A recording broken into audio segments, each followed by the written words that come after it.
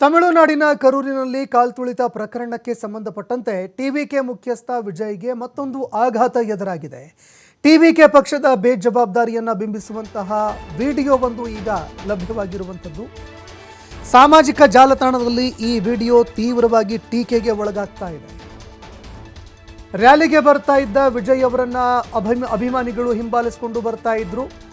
ವಿಜಯ್ ಬರ್ತಾ ಇದ್ದಂತಹ ಬಸ್ಸನ್ನು ಕೆಲವು ಅಭಿಮಾನಿಗಳು ಫಾಲೋ ಮಾಡ್ತಾ ಇದ್ರು. ಇದೇ ವೇಳೆ ಬ್ಯಾಲೆನ್ಸ್ ಸಿಗದೆ ಬಸ್ಸಿನ ಚಕ್ರಕ್ಕೆ ಬೈಕ್ ಸವಾರ ಸಿಕ್ಕಾಕೊಂಡ್ಬಿಟ್ಟಿದ್ದ. ಕೂದಲೆಳೆ ಅಂತರದಲ್ಲಿ ಪಾರಾಗಿದ್ದಾನೆ ಆ ಒಬ್ಬ ಬೈಕ್ ಸವಾರ. 4 ಜನ ಬೈಕ್ ಸವಾರರು ಕೂದಲೆಳೆ ಅಂತರದಲ್ಲಿ ಪಾರಾಗಿದ್ದಾರೆ. ಕೂದಲೆಳೆ ಅಂತರದಲ್ಲಿ ಜೀವ ಉಳಿಸ್ಕೊಂಡಿದ್ದಾರೆ.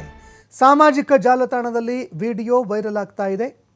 ದೃಶ್ಯಾವಳಿಯಲ್ಲಿ ನೀವು ನೋಡ್ತಾ ಇದ್ದೀರಿ. ಬೈಕ್ ಹೊಡೆದುಕೊಂಡು ಬರ್ತಾ ಇರುವಂತಹ ಬೈಕ್ ಚಲಾಯಿಸಿಕೊಂಡು ಬರ್ತಾ ಇರುವಂತಹ ಸಂದರ್ಭದಲ್ಲಿ ನೋಡ್ತಾ ಇದ್ದಂತೆ ಏಕಾಏಕಿ ಬೈಕ್ ನಿಯಂತ್ರಣ ತಪ್ಪುತ್ತೆ. ಆ ಬಸ್ನತ್ತ ನೋಡ್ತಾ ಬೈಕ್ ಓಡಿಸ್ಕೊಂಡು ಬರ್ತಾ ಇರುವಂತಹ ಸಂದರ್ಭದಲ್ಲಿ ಏಕಾಏಕಿ ಬೈಕ್ನ ಒಂದು ನಿಯಂತ್ರಣ ತಪ್ಪು ಬಿಡುತ್ತೆ. ನೋಡ್ತಾ ಇದ್ದಂತೆ ಬೈಕು ಬಸ್ನ ಟೈರ್ ಕೆಳಗಡೆ ಬರುತ್ತೆ.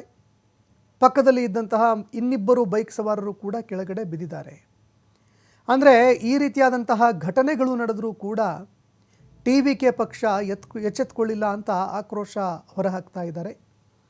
ಸಾಮಾಜಿಕ ಜಾಲತಾಣದಲ್ಲಿ ತೀವ್ರ ಟೀಕೆಗಳು ವ್ಯಕ್ತವಾಗ್ತಾ ಇದೆ.